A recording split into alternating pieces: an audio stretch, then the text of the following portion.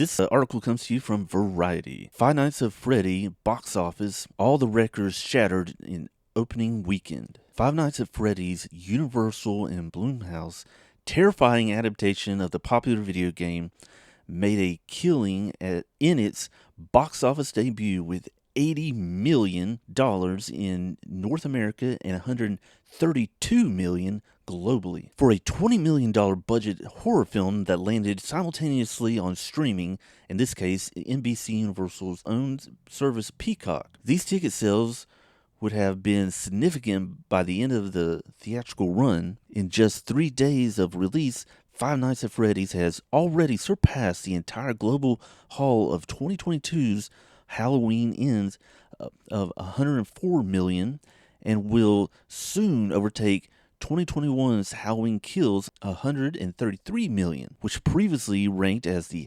highest hybrid release from Universal and Peacock. And unlike Five Nights at Freddy's, those slasher films were sequels in a time-tested film franchise. Every studio should be taking notes. This can be a game changer and another clear blueprint for event-level Halloween films and game adaptations, says Sean Robbins, chief analyst of Box Office Pro, pointing to the communal appeal of horror films. FNAF has become a cult classic over the past decade with a young and passionate fan base that represents an important segment of the up-and-coming generation of moviegoers. Josh Hutcherson stars in the horror film, which follows a nighttime security guard at a family entertainment center called Freddy Fazbear's Pizza. But he finds out the hard way that it's not exactly Chuck E. Cheese because, well, these animatronic mascots are prone to offing people. A movie version of Five Nights at Freddy's has been in the works since 2015, but Jason Blum's company Blumhouse finally cracked the code. Box office analysts believe the PG-13 rating and prime Halloween release date also worked in its favor. It's so fun when it works, Blum wrote on X, formerly known as Twitter. Thank you all so much for being patient with us on Five Nights at Freddy's. We wanted to get it just right for the fans. That's all we were focused on. Audiences have responded enthusiastically to the film, which landed an A cinematic score. Unlike unimpressed critics, it has a 25% on Rotten Tomatoes. However, that kind of discrepancy usually doesn't matter for the horror genre. Word of mouth could prevent the second weekend slump that usually plagues scary movies, but either way, Five Nights at Freddy's is already in the company of The Nun 2 at $85 million, Megan at $95 million, and Scream 6 at $108 million as the highest grossing horror film of the year. In addition to the box office riches, Five Nights at Freddy's has been the most watched and biggest subscription driver on Peacock since it dropped on October 26.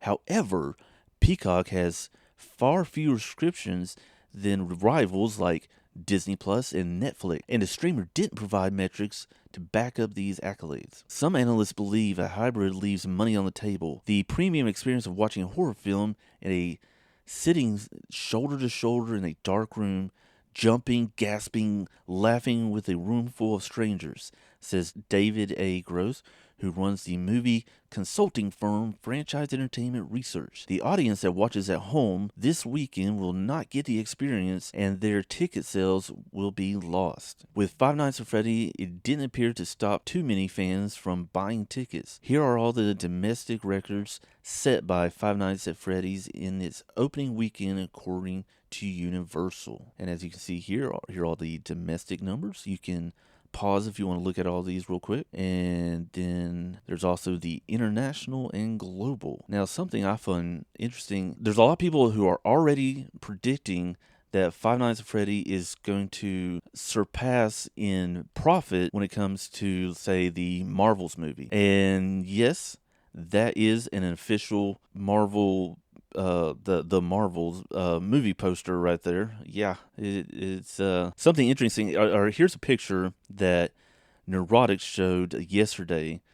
You got the picture of the poster of the first Iron Man movie, and then you got the Marvels movie poster. What you can see there is I was saying how, okay, this whole Marvel's movie franchise going on here, this timeline. It was forged in greatness with Iron Man, and now it's just become a crazy cat lady's dream.